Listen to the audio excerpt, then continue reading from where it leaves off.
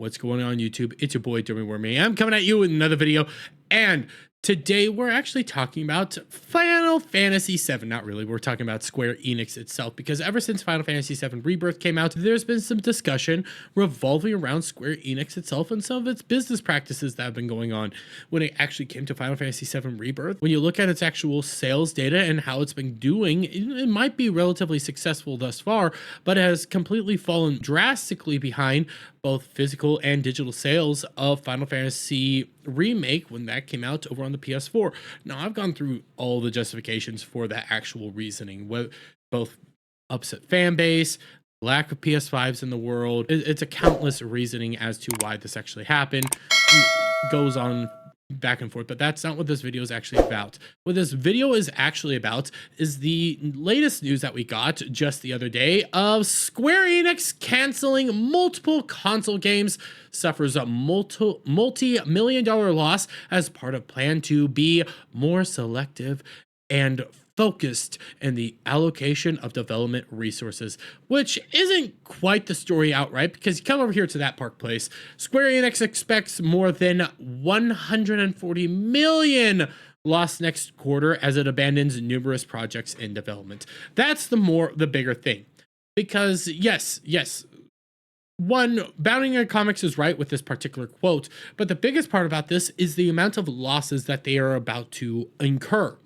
Now, these losses range because they've decided to come out here and cancel a bunch of games. What those games are have, I believe, just been rumored right now. We don't have a full-fledged list of what games have actually been canceled, but we do have a 4chan that kind of details it a little bit. Again, take 4chan stuff with a massive grain of salt, but you come over here, it's unclear what games are getting scrapped, albeit as noted by YouTuber Endymion. 4chan rumor detailed the Square Enix canceled Stranger of Paradise 2, a 2D HD style Final Fantasy, Dragon Quest Builders 3, and Harvestella 2.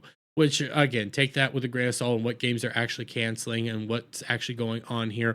But it does beg the question, as a lot of people are coming out here and going like, why is this a plan? Why are they doing this? What's the reason for doing this? And I know I'm about to use Kotaku just to get the link for this, but this has actually sort of been planned from the get-go now. We have here, Square Enix wants to make fewer games. New CEO Takashi Kiryu wants to focus on making AAA and indie titles and marketing those titles better. That's the big thing here.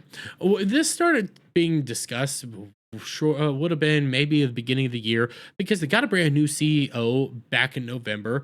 And he came in and said, hey, we're going to be changing up our business model. We're going to be changing up our business practices. I believe it was last month they were actually supposed to be announcing their new business strategy, what they were going to be doing moving forward, how they were going to be implementing this, and kind of trying to fix, let's not mince words here, massive failures on their parts that cost their company a lot of money. So when you come out here and say, hey, we're planning on losing this much money next quarter, that's because they're trying to get back on track to be more profitable and probably help fix their ship a little bit.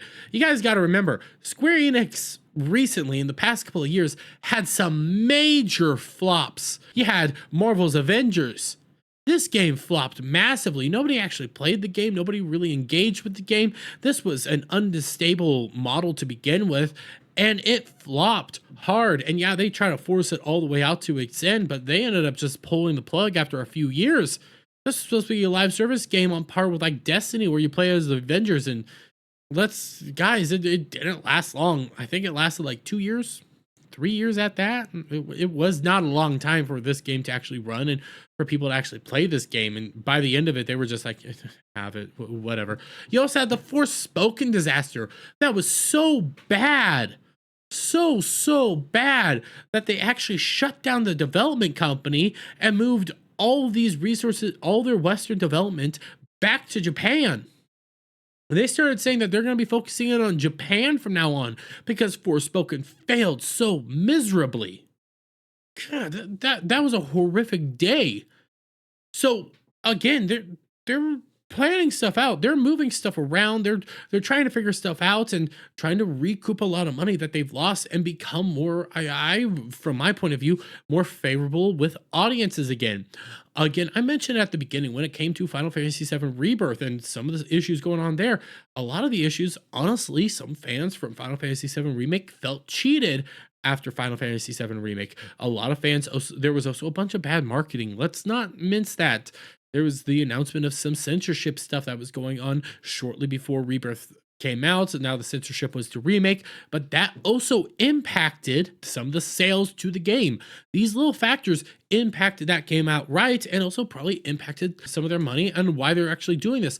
And yeah, they're going to come out here and say like, hey, we did succeed in some areas. You know, we've been making a lot of money in regards to like our HD games and some of the things we've been doing there. You come down here, interestingly, and a press release documenting Square Enix financial results for the 9-month period ending in December 31st. The company revealed HD game sub segments net sales for the 9-month period ended December 31st, 2023, rose compared to the same period for the previous fiscal year due to the release of titles including Final Fantasy XVI, Final Fantasy Pixel Remaster, and Dragon Quest Monster: The Dark Prince. Now, they did just have Final Fantasy VII Rebirth come out. That might have helped their financial situation a little bit, but that's starting to kind of look like it did not perform as well as they needed it to, did not perform in ways that they were hoping for it to perform, and that could have also assisted in their way of saying, hey, we're going to be cutting down on some of the stuff that we don't really need to be doing and trying to focus more into the stuff that we know has a proven track record to succeed. Now, I'm also not saying Final Fantasy VII, the third iteration of this, isn't going to be coming out. I'm pretty sure that's planned to come out. That's already confirmed to be coming out. I'm fine with that coming out. I don't hate these games. I'm looking forward to finally playing it when it hits PC. But what I'm saying is like some of the other games that they're probably cutting out are games that they think aren't going to be doing so well. Probably weren't big titles to begin with, probably some side little things that, hey, maybe the game didn't perform well from the get-go. Maybe we shouldn't be actually putting resources behind this. Maybe we shouldn't actually be continuing to push this way. And again, like, they have money coming in. They have some massive money coming in still, because we're just a few months away from Dawn Trail coming. Final Fantasy XIV Dawn Trail launches summer 2024. New expansion details revealed, plus Final Fantasy XIV Online is coming to Xbox Series X and S. That's right. Final Fantasy XIV is a money printer right now for Square Enix. This game is relatively successful. You're about to have a brand new DLC coming for it, a new expansion in which it's going to extend the story out, introduce a new class. It's something people are looking forward to, myself included. I know I'm talking with a bunch of my friends. We're about to start doing some streaming of Final Fantasy XIV as I start, fixing some stuff and bringing that back to the channel, which I'm looking forward to doing. So Square Enix isn't in a bad spot. They're literally about to have a massive bump to 14 coming out here in just a few months. And then on top of that, you also had this that got announced just a few months ago as well. Final Fantasy XVI PC version and final stages of optimization. Expect a demo before release. Now, will I get a demo for this? I don't know, but you have Final Fantasy XVI now planned to come out to PC. That's going to get a whole new market. That's going to get a much bigger market than it had at launch. That's going to be a lot more individuals actually chipping out money to come out here and play the game. Give Square Enix a whole lot more money. That's going to assist with their actual finances here. So we're not seeing oh my god, the end of Square Enix. Oh my god, it's all over. They're crumbling. They're falling apart.